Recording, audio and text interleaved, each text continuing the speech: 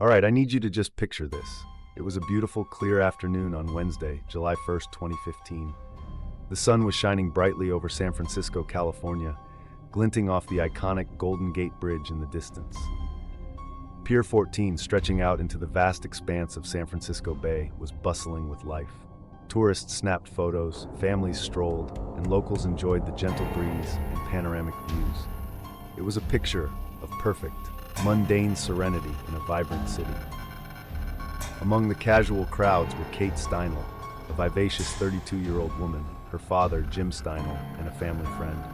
Kate was known for her infectious laughter, her kind heart, and her love for life.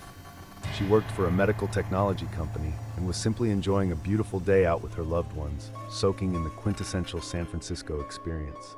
They were taking a leisurely stroll, talking, laughing, completely oblivious to the terror that was about to unfold. Suddenly, without warning, a single piercing gunshot echoed across the pier. It was a jarring, out-of-place sound amidst the gentle lapping of waves and the distant city hum. For a moment, confusion reigned. People looked around, trying to locate the source. Then reality hit with brutal force. Kate Steinle clutched her side, a look of shock and pain contorting her face, and collapsed into her father's arms. A bullet had struck her. Chaos erupted.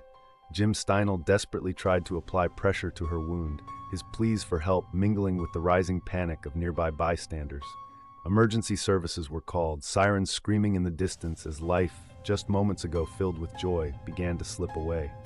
Witnesses described seeing a man, later identified as Jose Ines Garcia Zarate, fleeing the scene, moving erratically. The random nature of the attack was immediately apparent. There was no argument, no struggle, no discernible interaction between Kate and the shooter. It was a seemingly unprovoked, senseless act. Kate Steinle was rushed to the hospital, but it was too late. She tragically succumbed to her injuries. A beautiful afternoon walk on a sun-drenched pier had ended in an incomprehensible nightmare. The question that immediately screamed from the hearts of everyone watching was chilling. Who would do this, and why?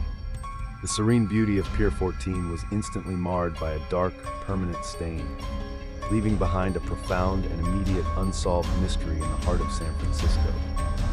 The piercing sound of the gunshot had ripped through the tranquil afternoon, and the subsequent chaos on Pier 14 quickly turned into a frantic and desperate search.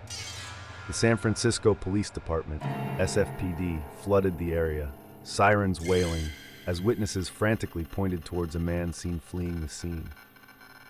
Officers swarmed the Embarcadero, their eyes scanning the bewildered crowds for anyone matching the description of the shooter. The pressure was immediate and immense. A seemingly random, senseless murder in broad daylight demanded a swift response. Remarkably, the manhunt was short-lived. Barely an hour after Kate Steinle collapsed at approximately 6:30 p.m., SFPD officers located a man matching witness descriptions. He was found several blocks away from Pier 14, calmly sitting outside a restaurant. His name was Jose Ines Garcia Zarate, though he was also known by multiple aliases, including Juan Francisco Lopez Sanchez. He was taken into custody without incident. The immediate unsolved mystery of who fired the shot seemed, at least for a moment, to be resolved. But the details that quickly emerged about Garcia Zarate would transform this tragic local murder into a national firestorm. The gun found in his possession, which ballistic tests would confirm fired the fatal bullet, was no ordinary weapon.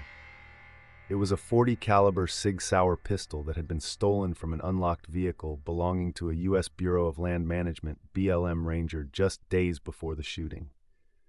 This immediate revelation added a layer of strange, dark, and mysterious circumstance to an already perplexing crime. How did a seemingly random individual come into possession of a federal agent's stolen firearm? Then came the bombshell that would ignite a fierce political and social debate across America. Jose Ines Garcia Zarate was not a U.S. citizen. He was an undocumented immigrant from Mexico who had a lengthy and troubling criminal record. Even more shockingly, he had been deported from the United States 5 times and had re-entered the country illegally on multiple occasions. Most critically, he had just been released from San Francisco custody mere weeks before Kate Steinle's death, despite a federal detainer request from U.S. Immigration and Customs Enforcement asking that he be held for deportation. The public reaction was immediate and ferocious. News outlets hammered the story, social media exploded with outrage, and politicians from across the spectrum seized on the details. The question screamed from headlines and living rooms alike. Why was this man free? How could a dangerous, repeatedly deported individual be walking the streets of San Francisco?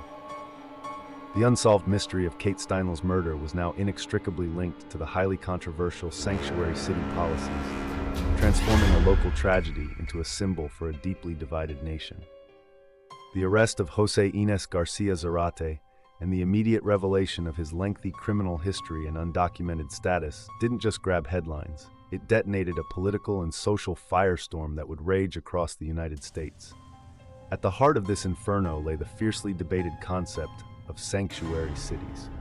To understand the controversy, we need to clarify what a sanctuary city is. In essence, these are jurisdictions, cities, counties, or even states, that have policies designed to limit their cooperation with federal immigration authorities, such as Immigration and Customs Enforcement, ICE. This often means that local law enforcement agencies will not honor detainer requests from ICEs, which are requests to hold individuals suspected of being undocumented immigrants beyond their release date from local custody, so ICEs can take them into federal custody for deportation proceedings.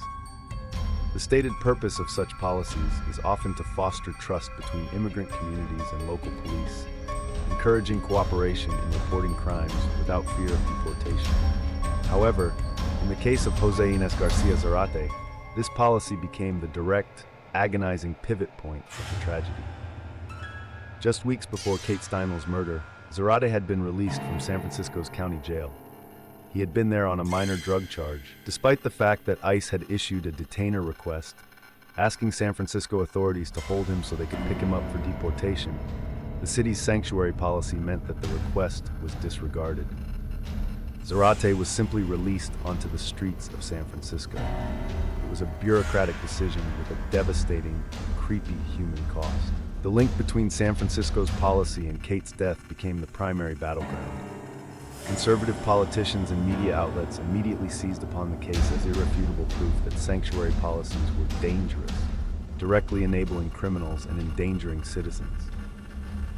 They argued that these policies provided a safe haven for undocumented individuals with criminal pasts, prioritizing politics over public safety. The narrative was simple, stark, and powerful. Kate Steinle was dead because San Francisco chose to protect an undocumented criminal over its citizens. On the other side, advocates for sanctuary policies argued that the vast majority of undocumented immigrants are law-abiding and that these policies are essential for building community trust. They contended that focusing solely on Zarate's immigration status detracted from the complexities of gun violence and a broken immigration system. The debate became deeply entrenched, with both sides leveraging Kate's tragic true story to bolster their arguments. Social media exploded with fervent discussions, accusations, and counter-accusations. Conspiracy theories began to circulate, suggesting everything from deliberate negligence by city officials to a larger agenda behind sanctuary policies.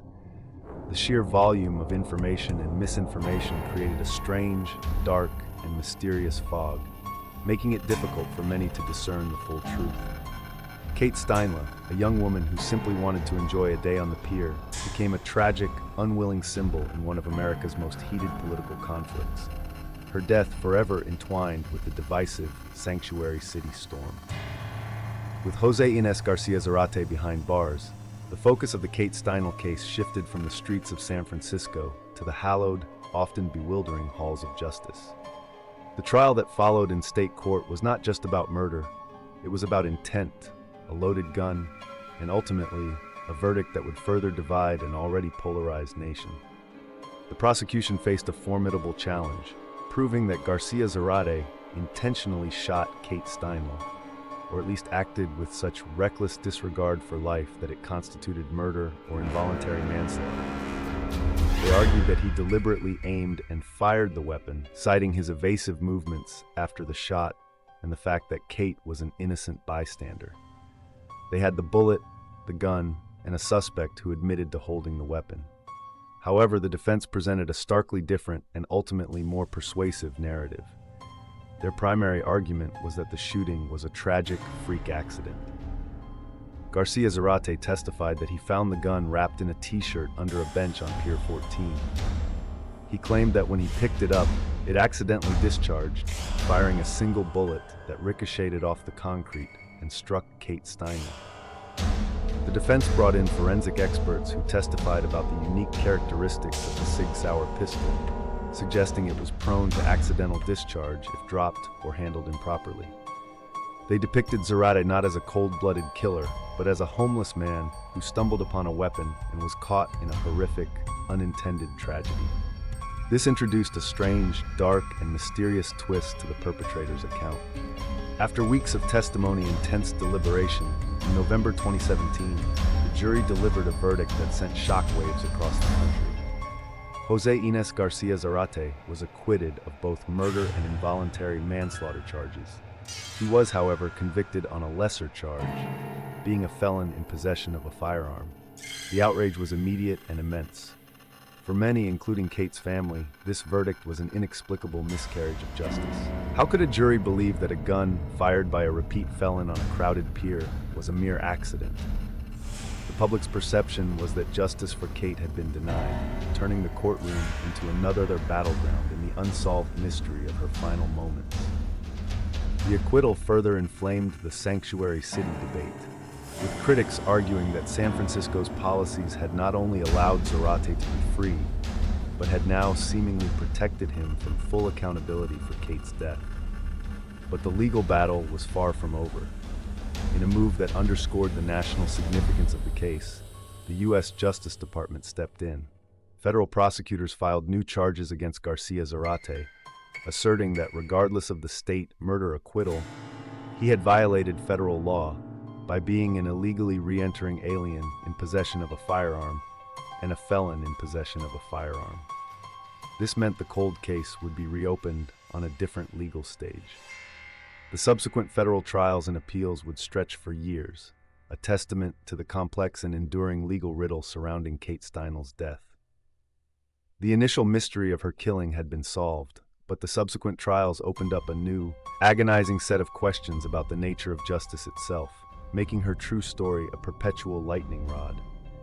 The initial state court acquittal of Jose Ines Garcia Zarate on murder charges sent shockwaves, leaving many with a profound sense of injustice. But the legal saga surrounding Kate Steinle's death was far from over. The federal government, undeterred by the state verdict, pursued its own case, charging Zarate with being a felon in possession of a firearm and an undocumented immigrant in possession of a firearm. This move brought a renewed, albeit complex, hope for accountability. In March 2021, the federal court delivered a different outcome. Jose Ines Garcia Zarate was convicted on both federal firearm charges. He was later sentenced to time served, as he had already spent several years in custody. However, this conviction did not mean freedom. It cleared the way for his eventual deportation. While a significant legal victory for federal prosecutors, it still didn't directly address the initial murder charge that had captivated and enraged so many. Appeals and counter-appeals have continued to weave through the legal system, prolonging the official closure of the case even further. The perceived disparity between state and federal justice only added to the strange, dark, and mysterious nuances of the case. For Kate Steinle's parents, Jim and Liz Steinle, the legal victories, while welcome, could never truly heal the gaping wound left by their daughter's absence. They have tirelessly channeled their grief into fierce advocacy, becoming prominent voices for changes in immigration and sanctuary city policies. Their profound loss, shared publicly, transformed Kate's true story into a powerful symbol. They continue to push for legislation, often referred to as Kate's Law, which aims to increase penalties for undocumented immigrants who repeatedly re-enter the U.S. after deportation.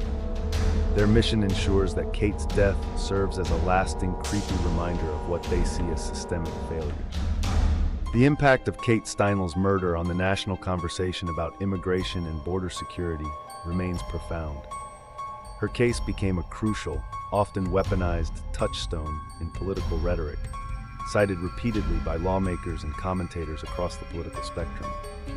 It fueled heated debates over the balance between federal immigration enforcement and local sanctuary policies, polarizing public opinion and underscoring deep divisions within the country. While some states and cities have since reconsidered or altered their sanctuary policies, the core arguments and underlying tensions continue to shape American politics. Ultimately, the case of Kate Steinle transcends a singular act of violence. It embodies a chilling, unsolved mystery of a tragic death that inadvertently ignited a decade-long national reckoning. The piercing shot on Pier 14, initially a local horror, echoed across the nation, exposing legal complexities, political divides, and the heartbreaking ripple effects of a life senselessly lost. The cold case of justice in the court of public opinion remains, for many, stubbornly unresolved, casting a permanent shadow over the very notion of a safe, ordinary day.